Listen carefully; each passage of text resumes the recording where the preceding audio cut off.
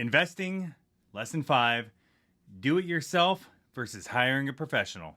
In the last lesson, you learned all about determining your risk tolerance based on your personality type, understanding your personal background around life experiences, inherited behavioral traits, how long you intend to invest your money, and the career path you think you're going to choose can all play a major role in what type of investing you choose to do.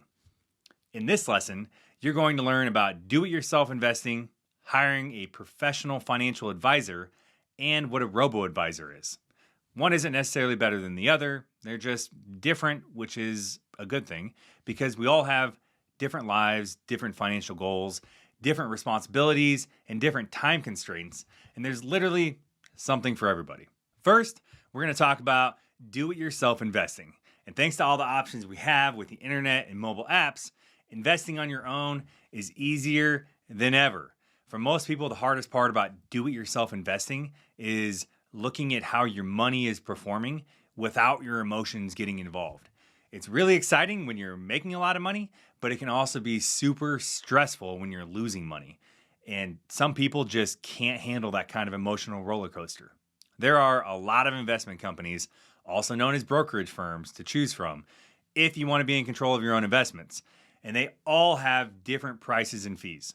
Some companies offer free trades and others charge you for every trade you make. This means that every time you buy or sell an investment, you're going to pay a fee. Depending on how you invest, that has the potential to get really expensive. Fidelity, Charles Schwab, and Vanguard are the three most well-known companies that have extremely low or no fees for account services, broker fees, and they offer commission-free trades. Mobile apps have taken do-it-yourself investing to a whole new level over the last couple of years. With brokerage apps like Robinhood, Webull, TD Ameritrade, Charles Schwab, and a bunch of others, getting into investing has never been easier. A common investment strategy that's popular with DIY investors is buying target date funds. They're also referred to as life cycle funds because they're more aggressive when you're young and then gradually become more conservative as you age. Target date funds automatically adjust without any effort on your part, which is why so many people like them. The target date is a date that you intend to retire. So an example of this would be a 2070 fund because by that date, you'd be close to 65 years old. Another common investment strategy that's popular with DIY investors is buying exchange-traded funds, also known as ETFs. ETFs are a variety of individual investments that are all bundled together and can be traded throughout the day like a stock. You can buy any asset class with an ETF, stocks, bonds, and even complete portfolios that have a blend of everything. They're a popular option for new investors because they don't require a minimum amount to be purchased at one time. Some ETFs will even let you buy fractional shares, allowing you to invest based on a dollar amount rather than a required number of shares, and that can be a great option for people who are new to investing and they don't make a lot of money yet. For example, let's say a share costs $100. If you can only afford to invest $50, then you could pay for half a share now and buy another half at a later time, which would amount to you owning a full share, which that might not sound exciting, but if you're able to do that every payday or every month, depending on your income and your budget, of course, then after a while, your investment portfolio is going to grow bigger and bigger over time.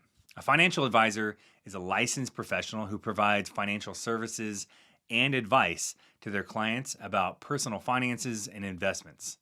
They can help you create long-term strategies for building wealth and managing different types of risk that could cause you to lose money. There are various points in life where you might want to have a financial advisor help you make really important financial decisions. Maybe you get a new job that pays really well, or a big promotion at your existing job, or maybe you get an inheritance from a family member. When it comes to financial advisors, a big pro is that you're getting advice from someone who studied finances and can help you manage your money and invest in your future. Most Americans don't know much about personal finances, let alone how to invest. And if you don't want to take the time, or you don't have the time, or you simply don't care to learn about investing, then hiring a professional for their advice on what to do with your money can be a great option, which brings us to the cons. Most investment companies have minimum financial requirements in order to work with their financial advisors. This can be a huge con when you're new to investing and you can't meet those financial requirements. Some companies require as little as $25,000 to $50,000, while the higher end financial advisors require a minimum of $500,000 to even $1 million or more in order to work with them. Typical financial advisors charge a 1% to 2% fee per year, which over your lifetime of investing can add up to tens or even hundreds of thousands of dollars in fees.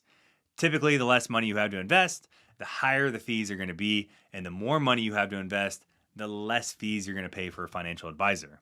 If you do want to work with a financial advisor, just make sure to ask about their fee structure. Not all financial advisors are created equal. This is a really important part that not a lot of people know about. If you're going to hire a financial advisor to manage your money, you probably want them to look out for your best interest, right?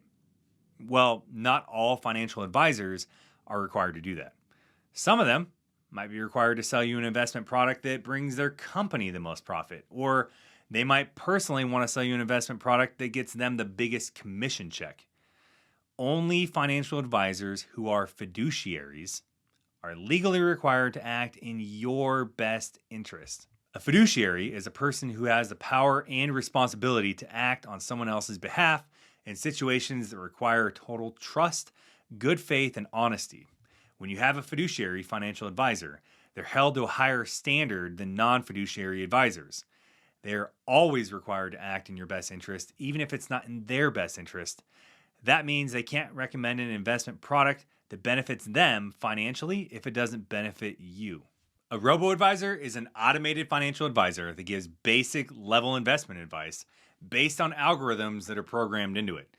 If you use a robo-advisor, the first thing you typically have to do is answer some kind of questionnaire, which determines your risk tolerance, financial goals, and your preferences with different types of investing. Robo-advisors usually offer anywhere from 5 to 10 different investing portfolio options that you're going to choose from based on a range of very conservative to very aggressive. They use the information from the questionnaire to determine what portfolio option would most likely meet your personality type and investment goals. This is actually the same way that most human financial advisors determine what type of investment portfolio to put you in. The biggest difference is that they usually ask you those types of questions face to face and then offer their recommendations. Robo-advisors typically have account minimums of $500 or less, which is significantly less than regular financial advisors, which makes it easier to get started when you're a beginner. Their annual management fees tend to be anywhere from 0.2% to 0.5%. So if you're investing and you build up your investing account balance in your portfolio to $10,000, you might only pay as little as $20 to $50 a year for the robo-advisor to manage it for you. So why do people use robo-advisors? It's the same reason why people use robots and AI for anything else.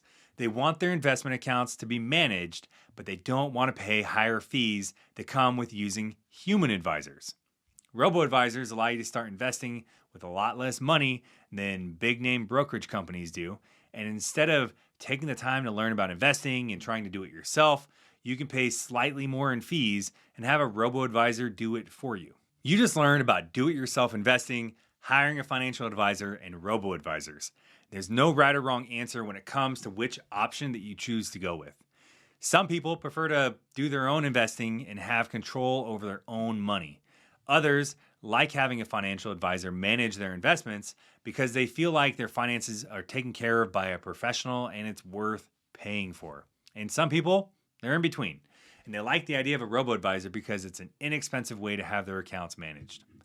In the next lesson, you'll learn more about investment strategies.